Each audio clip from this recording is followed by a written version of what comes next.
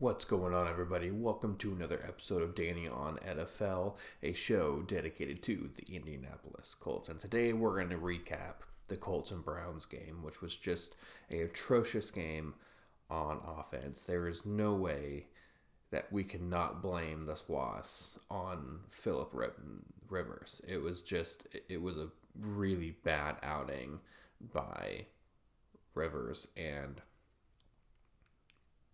I mean, honestly, I'm not calling for his head yet, but Reich needs to stop being a apologist for Rivers right now. It's really starting to get annoying. So let's go ahead and dive into it. So the final score was 23-32. Now that 2 points came from a intentional grounding in the end zone by Philip Rivers right at the beginning of the fourth quarter. It was a really bad decision, and I don't know whether it was just a miscommunication or if it was a issue with Rivers just making a really bad choice. So he was trying to explain to the refs that Jack Doyle or one of the receivers were supposed to run a corner route, but he threw it. He was inside of the tackle box in the end zone, and there was no receivers where he threw it within 15 yards. I mean, it was clearly a throwaway.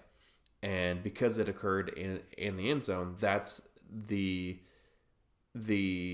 Browns went from a 7-point lead to a 9-point lead. So now it goes from we can hold on to the ball and run it and take down a bunch of time and tie the game, and our defense, which was playing very good in the second half, can get us the ball back and we can get a field goal and win the game. Now it turns into a 2-possession game, which really just killed us. So that was started off of a punt where Nyheim Hines fair caught the ball within the 5-yard line. Why would you do that? So it was just really bad mental mistakes in the second half on the offense and the special teams, which kind of led to this loss. So let's get into the box score here.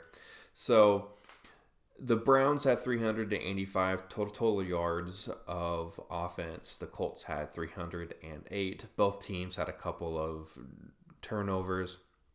Now, the Colts did have 15 first downs, but on third down, they were 4 of 11. So again, third down and the red zone has been this team's Achilles heel. Now, the Browns had 22 first downs and were 10 of 17 on third down. Now, one thing that to note too is with about 2 minutes left, it was like a third down and 8, and the defense gave up a 12-yard run. So it was just whenever the Browns needed to make plays, they made the plays. And our defense this past, 3 to 4 weeks has really been really good. I was listening to the Around the NFL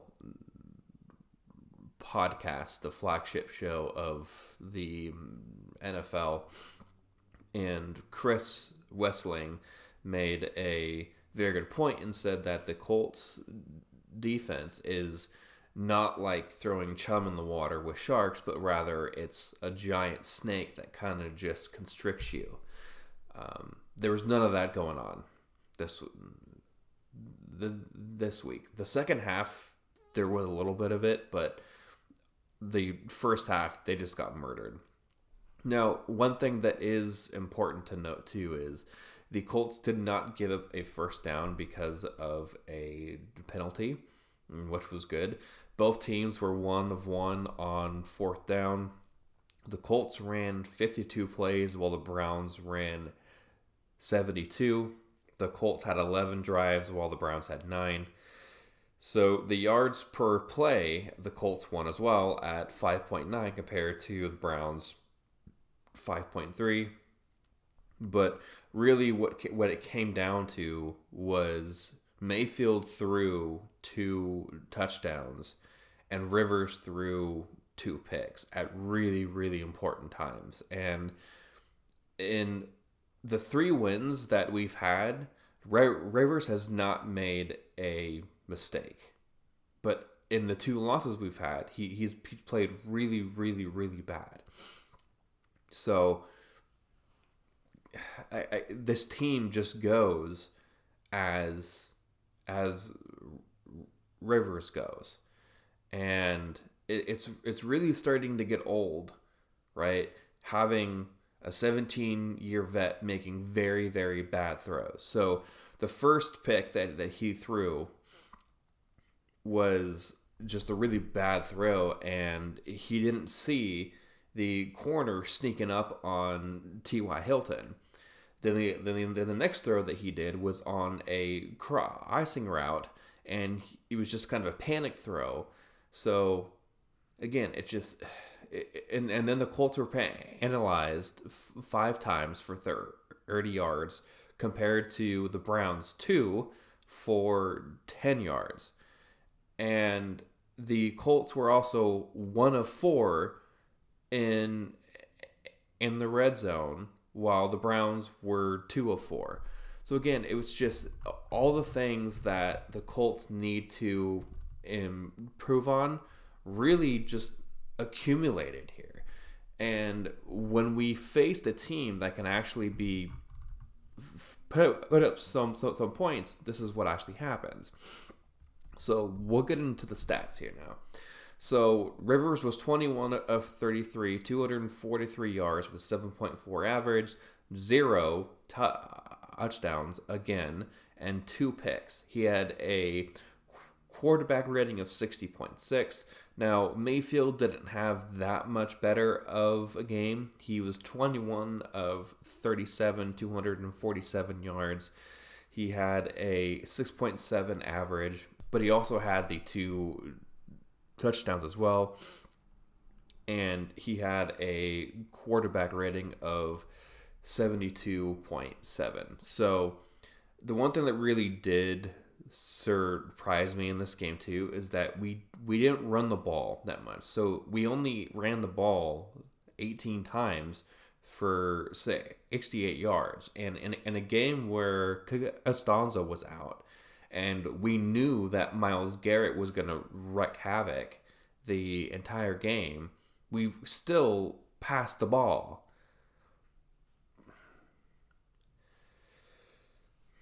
Why? Right. Why are we doing that?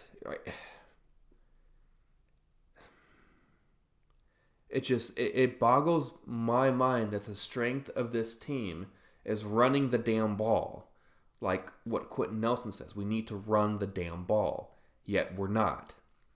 So Taylor had 12 for 57, which is a 4.8 yard per carry, and we got away from it. He only had one run of 10 yards or more, so it wasn't like all of his yardage came on a big long play, but he had a touchdown too on a really good run where he actually fought for it.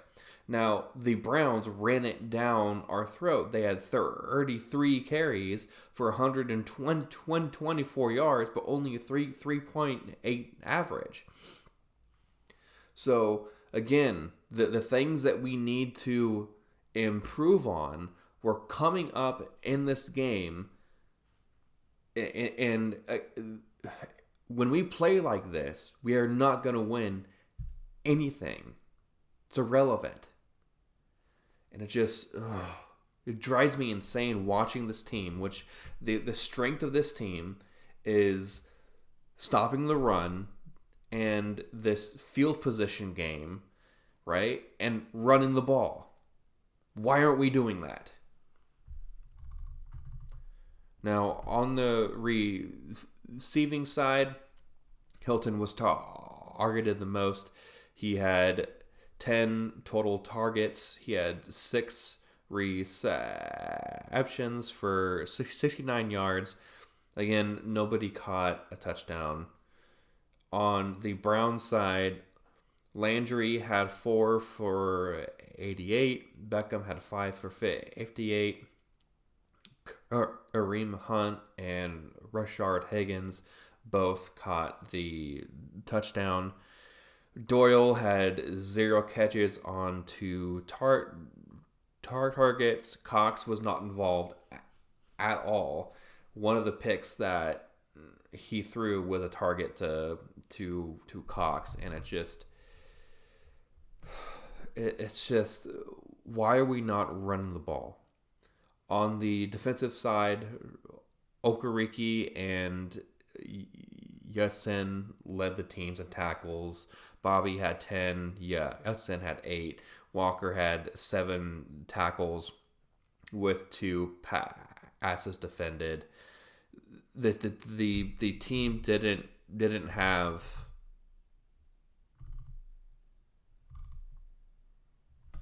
the Colts had 1 sack by Muhammad.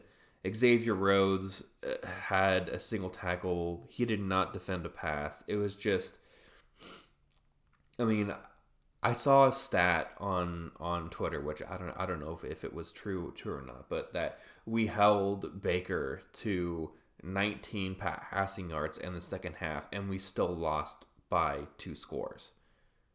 I mean, if that's not a credit to the defense of the Browns and the lack of offense on our part, I mean, I don't know what it is then, right? It's just it was a really bad, like, again, a really bad outing by the offense, and it was just we got away from our strengths.